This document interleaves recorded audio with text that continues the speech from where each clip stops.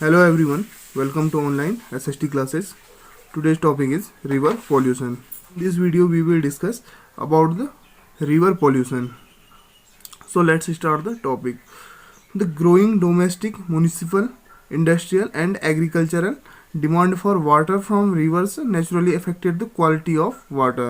तो स्टूडेंट जो domestic demand है या जो म्यूनिसिपल डिमांड है या इंडस्ट्रियल डिमांड या कह सकते हैं जो एग्रीकल्चरल डिमांड है, उसके कारण जो क्वालिटी ऑफ वाटर है वो बहुत ही अफेक्टेड हुआ है या जो उसकी क्वालिटी है वह गिरती हुई आई है. As a result more and more water is being drained out of the river, reducing their volume. On the other hand, a heavy load of untreated sewage and industrial effluents are emptied into the rivers. This affects not only the quality of water but also the self-cleansing capacity of the river. For example, given the adequate stream flow, the Ganga water is able to dilute and assimilate pollution loads within 20 km of large cities. But the increasing urbanization and industrialization do not allow it to happen and pollution level of many rivers has been rising. तो student जैसे कि अभी मैं बता रहा था कि जो डोमेस्टिक डिमांड है या जो म्यूनिसिपल डिमांड है या कह सकते हैं इंडस्ट्रियल एंड एग्रीकल्चरल जो डिमांड है उससे वाटर की क्वालिटी जो है कम हो रही है. तो अब यह देख लेते हैं कि ये वाटर की क्वालिटी कम कैसे हो रही है. तो जो डोमेस्टिक यूज के लिए या म्यूनिसिपल या इंडस्ट्रियल या एग्रीकल्चरल यूज के लिए या कह सकते हैं जो उसकी डिमांड है उसके लिए हमें जो रिवर है उस पर ही डिपेंड रहना पड़ता है. तो इन सभी चीज़ों की डिमांड के लिए हमें रिवर से ड्रेन आउट करना पड़ता है वाटर का. तो जिससे क्या है जो वाटर का वॉल्यूम है वो रिड्यूस हो रहा है रिवर का. तो कॉमन सी बात है कि अगर हम अपनी डिमांड बढ़ाएंगे या वाटर डिमांड बढ़ाएंगे तो जो रिवर में है वाटर का वॉल्यूम वो कम होना ही है. इसके साथ ही अगर हम रिवर पॉल्यूशन की बात करें तो जो हम वाटर का डोमेस्टिक यूज कर रहे हैं या जो इंडस्ट्री के लिए यूज कर रहे हैं तो इससे ही रिवर पॉल्यूशन भी होता है. ये देखते हैं कि कैसे होता है.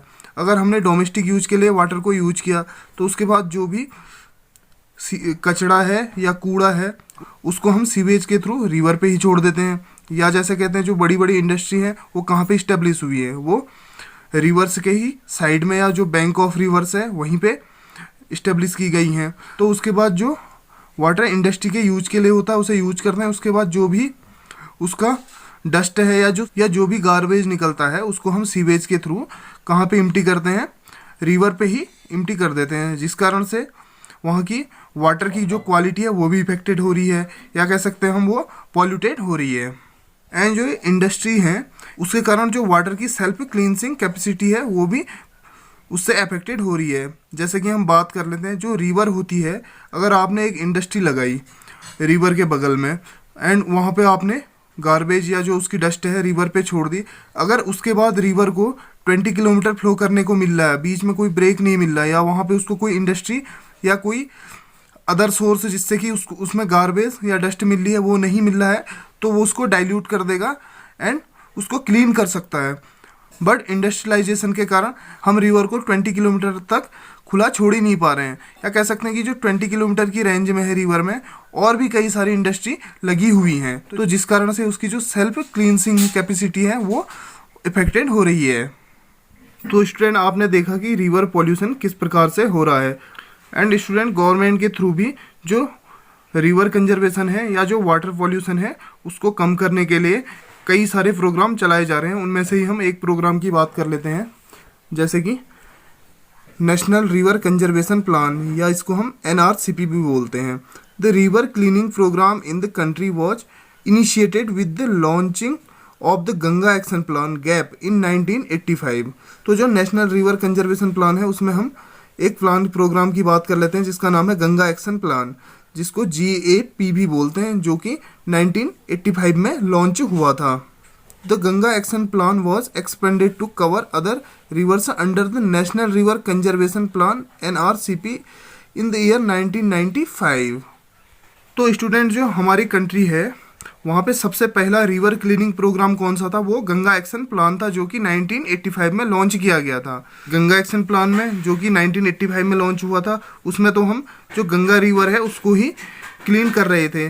लेकिन जो 1995 में नेशनल रिवर कंजर्वेशन प्लान आया उसमें हमने कई सारी और भी रिवर को जोड़ दिया जिसको क्लीन करना बहुत ही नेसेसरी था।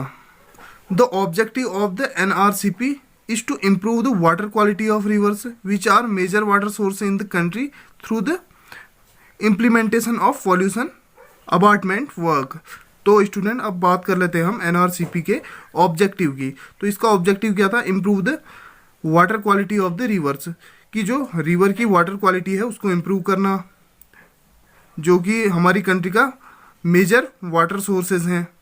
एंड NRCP का ऑब्जेक्टिव यह भी था कि जो वाटर पॉल्यूशन है उसको हम कम करें जिससे कि वाटर क्वालिटी बनी रहे। तो स्टूडेंट आज की वीडियो में हमने रिवर पॉल्यूशन क्लियर कर लिया है और इसके साथ ही यह चैप्टर भी कंप्लीट होता है। तो आज की वीडियो में बस इतना ही। Thank you.